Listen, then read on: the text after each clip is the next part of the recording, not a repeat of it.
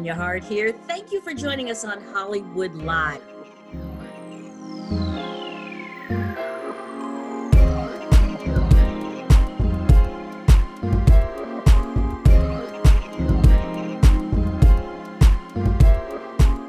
Hey everybody, welcome to Hollywood Live. We are celebrating fathers everywhere, but I've got a spectacular dad with me today.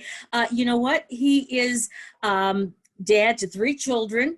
He is husband to Drew Sidora. And yep, you know him from the Real Housewives of Atlanta. Say hi to Ralph Pittman Jr. Hi, Ralph. Hey, how you doing? I'm doing great today. Good to see you. Good to see you as well. Thank you for having me. Oh, absolutely. Well, you know, like I said, we're celebrating fathers everywhere. We just thought that you would be a great dad to really celebrate and kind of talk us through some things that fathers are going through today. Since, you know, with 3 children, I got to tell you, that's a lot right there. But you're an entrepreneur, you're a musician, and I want to get into all of that. But I've got to ask you, was joining the cast, because you're kind of the newbie on Real Housewives, was it what you expected? Oh, I don't think you can really truly prepare for Housewives. You know, you don't know what's coming your way, and it's so many different turns and like literally. So we initially started off being one way, and I will say for me, joining Housewives was not something I necessarily wanted to do. You know, especially being being successful. It's a woman's show, you know, guys is like, yeah, you know, I don't need to do this. This is not something that's going to be great for my brand or anything else. But my wife, she wanted to join. And I was like, all right, I got to the place where I was like, all right, you know, I will support you in any of your endeavors. And so I ended up joining the cast. And so it's been a roller coaster, but I'm enjoying the ride. I was going to say, because, you know, that's what the Real Housewives franchise is always drama. Right. And you can't really avoid that. And it's interesting because when you join, I mean, you come off as a voice of reason, a really classy guy, and it's kind of like, okay, is he gonna fit into this? See, I like you. That's what you need to see, right? That's who I am here. Yeah, no, but that comes through. But what do you think? Do you think that the franchise itself, because it's been on for a very long time, how do you think it has portrayed Black men, really? And you know, what's your opinion on that? You know, once again, it's a show that's really truly tailored towards women and, you know, the problems and challenges that women have. And so I feel like for men, I don't think it's a great show or a platform when it comes down to somebody being a dominant man, because sometimes that can be portrayed a little different. You know, we operate different. We are pretty dogmatic. We are, you know, we go in a particular direction, but we're great at being leaders. You know, that's why we're here. So it depends on how you want to portray it. So if you have a man that's strong, that really truly loves his family and making sure that everyone is going the right direction, can you portray that successfully? You know, because at times if something happens, it looks like you can be portrayed in a very negative light as well. So really truly trying to navigate how you look is really challenging, and that's to the producers. But the thing is, it's a drama-filled show. They want to see the bad side. They want to see the ugly side of it. And I think for us, what we're trying to do and portray on the show is really show what people go through, what real like Black love looks like, and also what are the challenges. This thing isn't just all about, you know, roses and just all the positive things. You're going to go through some storms as well, but really truly showing how you go through and navigate those challenges and come out on the other side. And you know, you guys are really portraying that. Now, I know there was that great episode on Black love, and I think that people really underestimate the power of Black love from a Black couple these days. They always have, you know, for a variety of reasons. We're seeing all this stuff on slavery. We know why. But in 2021, how do we combat that? And what is the real power of Black love today? That's a good question. You know, I think there's this misunderstanding of what Black love actually looks like. And so, I mean, if you think about how it starts off, first and foremost, you start off, you find somebody that you actually do love, how, you know, and then what's the next thing that people look for? Can I build with you, right? You get married. Now I want to build. That comes with family, legacy, you know, having your children. And then from there, what's the next piece? Actually creating business, creating, you know, building that legacy so you can have something to pass down to your kids. I think that there's a problem and a challenge sometimes because there's a big thing between this independence and false expectations and really truly not really understanding each other. Because I'm gonna tell you something, everybody wants to build and grow with somebody, but when it's time to start growing and building, that's when everybody's like, wait a minute, this isn't it, you know? I think one thing my pastor told me before, he was like, hey, Ralph, he was like, take all your expectations. Cause I'm thinking my wife should be doing this. She should be keeping a clean house. She should be cooking for the kids and doing all these different things. But at the same time, you can't be a power couple if you aren't realistic and saying, all right, you know what? This doesn't make sense to do this. Let's outsource this, you know, or, and being realistic on what your time actually means, where is more valuable, and really truly coming to the table to have an understanding and a clear picture of what it takes to be this power couple. Once again, the dream is sold separately. You know, that's my thing. The dream is sold separately. You have to figure out and understand who you are, who you're marrying, and really truly what it takes to build. And I think there's also two different sides to it, the family aspect, and then also how you can nurture your relationship, and then making sure that you can separate business from pleasure. Because you have two ambitious people, you're going to be always talking about business all the time. How do you get to the point where you talk about the relationship? How can you separate the kids from it? How can you keep growing and nurturing yourself? And so it's convoluted, to say the least. And I'm saying all of this to say that really it takes work to really build, but you gotta be committed into actually seeing something through. That takes two people to do. It really does. That's a very, very good and accurate analogy. That's one of the best I've heard, Ralph. That was very good. No, I'm serious, because a lot of people, like you said, they get into it and they see, these days I'm talking about Black folks. We're on Mhm. TV, that we're the folks on TV now, and we have all of these various stories going on. But a lot of times people don't realize, they want to be you and Zadora, but they don't know what it took to really get there. I mean, for instance, you've got a blended family, and that's kind of Right. become the norm. But Mhm. on the real side, how difficult is that? Oh God, that is very challenging. And that's something we struggle with it. So on the show, one thing that I love about Housewives that they portray, which is something that you don't see too often, is, really truly great instances of what something positive looks like in the household. And so I had the opportunity to be able to help, broker making sure and, creating a relationship between JoJo's biological father Right. and JoJo. The thing about it is, and I'll say this, right? First and foremost, guys, just in general, we are very territorial, but at the same point in time, you got to get to a place where it's like, hey, you know what? This is bigger than me. Because it's a lot that I can't teach JoJo. It's easy for me to say, yes, nobody else should be here. I'm all he needs. I'm the man. But at the same time, I can't teach him about his lineage. I can't teach him and tell him about why he does certain things, who he really is. Those are things I cannot do and give to him. And so, but who can? His biological father. So that's the one positive side. The negative side to it is, and I told you all the time, I feel like she has that single mom syndrome. So what happens with a blended family, the woman comes in and says, two things, right? It's either you have a couple of different scenarios. Either the father is present in that child's life already, and they're already co-parenting. And then now there's this new male coming in and they have their situation and probably have talked it out on how it works for them. My situation is a little different. I'm coming into a situation where the father wasn't present. And so Drew came and set these expectations, like JoJo needs a father figure and everything else. And so I'm like, all right, perfect. I'm gonna come in here and I'm gonna be the man in his life. And then all of a sudden you come in and it's like, wait a minute, hold on a second. This is how we were doing things before. What do you mean? What are you doing? And I'm like, I'm teaching him how to be a man. It's just something that you can't do.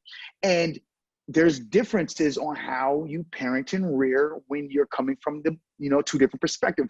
As a mom, she's always nurturing. As a man, I'm teaching structure and making sure as a Black man, he knows how to survive and combat the different challenges that he's going to experience, not today, but later on in life. Yeah. I am really, truly building character.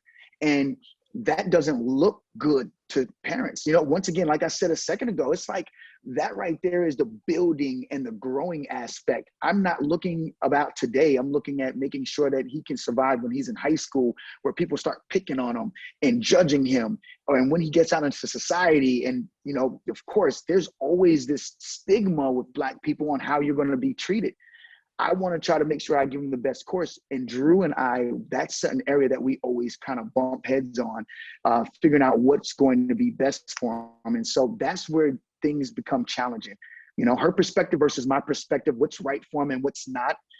So that aspect is extremely challenging to get around being in a blended family. But you know what? That young man loves you. I can tell. He does. You know, he really, I mean, you can tell. So Yes. that's a good thing. So obviously you're doing something right, Ralph. And, I appreciate it. I and you know, appreciate it. you're right. I mean, women, I've always said that it's great. Women can't really raise sons the way men can. I mean, men really need a man in their life. They really do.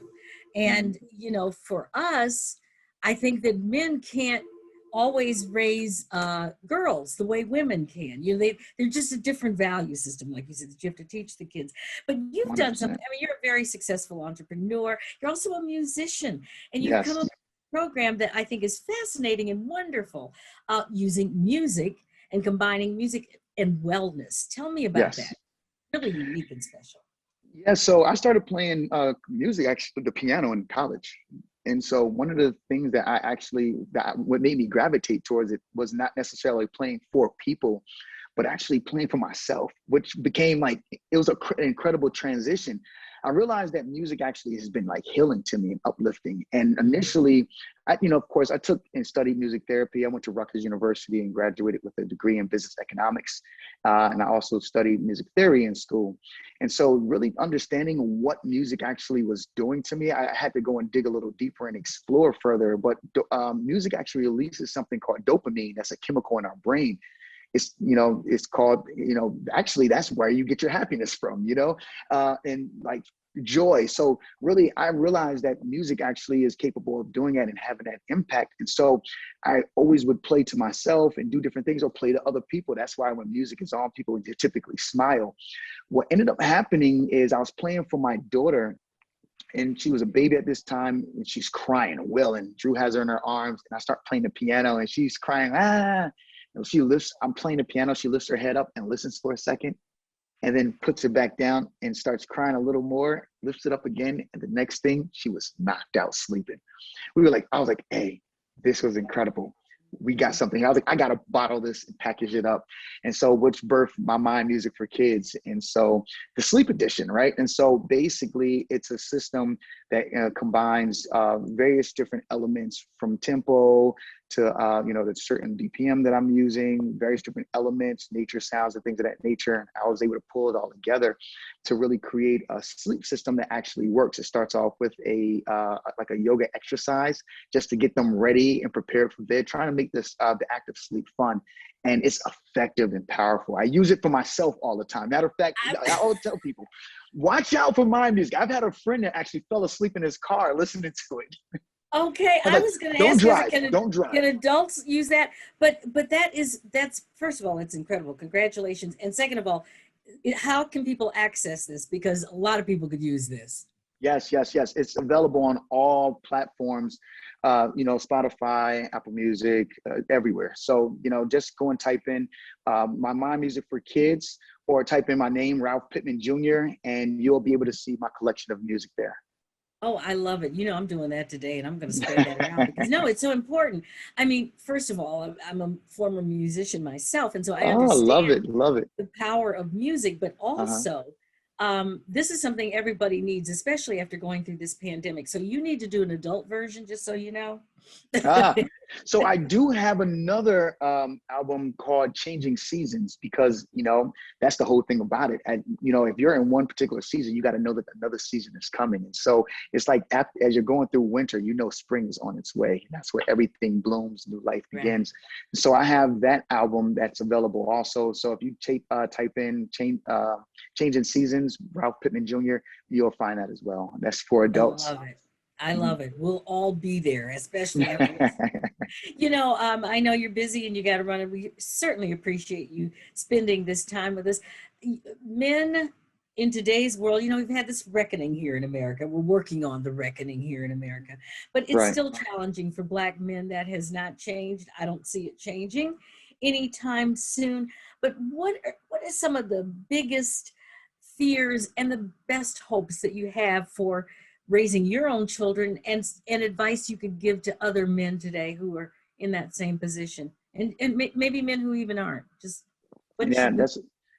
that's a great question. You know, I feel like there's two ways to make change, right? There's equality and equity. And both of those need to increase. Equality is something that we can hope for. You don't know how it works, but I'm gonna tell you something.